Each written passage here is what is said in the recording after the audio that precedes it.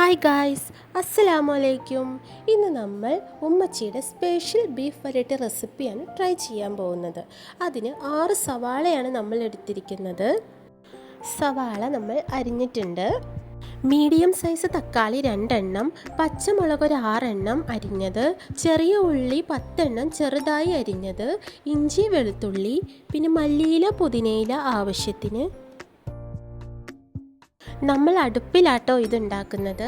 അപ്പോൾ ഒരു കട്ടിയുള്ള ഉരുളി അടുപ്പത്ത് വച്ച് ആവശ്യത്തിന് വെളിച്ചെണ്ണ ഒഴിച്ച് അതിലേക്ക് സവാള അരിഞ്ഞത് ചേർക്കുക.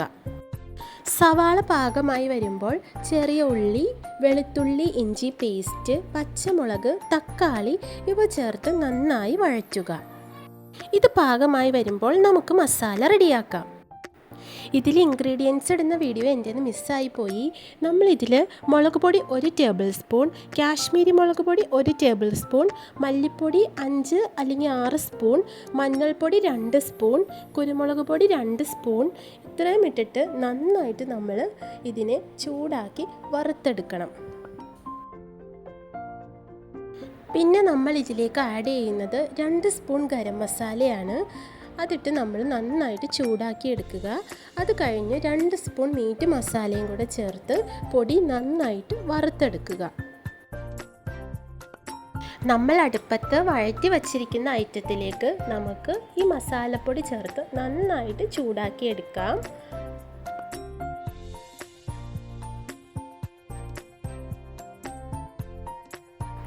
അത് നന്നായിട്ട് ചൂടായി വരുമ്പോൾ നമുക്കിതിലേക്ക് കുറച്ച് കല്ലുപ്പും ചേർത്ത് നമ്മുടെ ബീഫ് 2 കിലോ ബീഫാണ് നമ്മൾ എടുത്തിരിക്കുന്നത്. അത് ചേർത്ത് നന്നായി നമുക്ക് മിക്സ് ചെയ്തെടുക്കാം.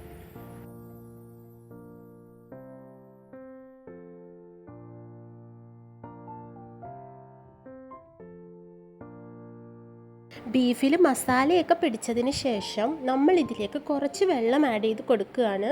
ഓൾറെഡി ബീഫിൽ വെള്ളമുണ്ട്, പക്ഷെ നമ്മൾ അടുപ്പത്ത് കുക്ക് ചെയ്യുന്നത് കൊണ്ടാണ് കുറച്ച് വെള്ളം കൂടെ ഒഴിച്ചു കൊടുക്കുന്നത്. ഇനി നമുക്കിത് മൂടി വെച്ച് വേവിക്കാം. നമ്മൾ ഇടയ്ക്കൊന്ന് തുറന്ന് നോക്കിയിട്ട് ഇതൊന്ന് ജസ്റ്റ് ഇളക്കിയിട്ട് കൊടുക്കുകയാണ്. ഇതിലിതാ ബീഫിൽ നിന്നൊക്കെ നല്ല രീതിക്ക് വെള്ളം വന്നിട്ടുണ്ട്.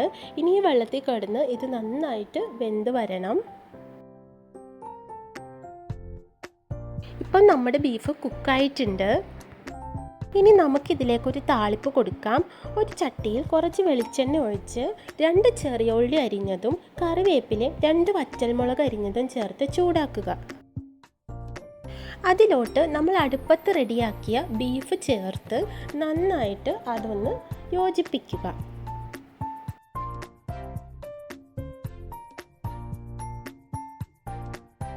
ഇതാണ് ഉമ്മച്ചിയുടെ സ്പെഷ്യൽ ബീഫ് വരട്ടിയ റെസിപ്പി. ഇതെല്ലാവരും ട്രൈ ചെയ്ത് നോക്കണം. ഇത് നമ്മൾ അടുപ്പത്തുണ്ടാക്കുന്നത് കൊണ്ടും പിന്നെ മസാല ഇതിൽ നമ്മൾ ചൂടാക്കി വറുത്തിടുന്നത് കൊണ്ടും ഇതിനൊരു പ്രത്യേക രുചിയാണ്.